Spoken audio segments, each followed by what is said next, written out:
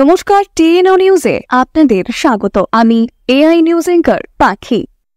ভারত সরকারের অর্থ মন্ত্রণালয় নগর পরিকল্পনার সংস্কার অর্জনের জন্য ত্রিপুরাকে 240.5 কোটি টাকা বরাদ্দ করেছে তা জানাতে পেরে আনন্দিত প্রকাশ করেছেন রাজ্যের মুখ্যমন্ত্রী।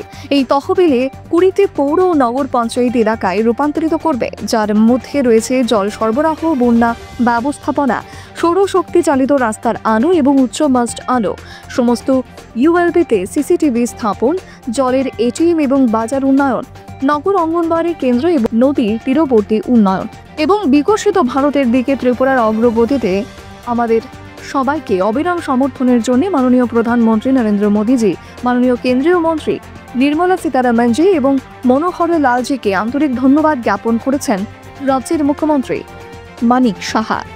এখনকার মতো সংবাদ এ পর্যন্তই। পরবর্তী নিউজ ও আপডেটস দেখার জন্য অবশ্যই চোখ রাখুন টিএনও নিউজের পর্দায়।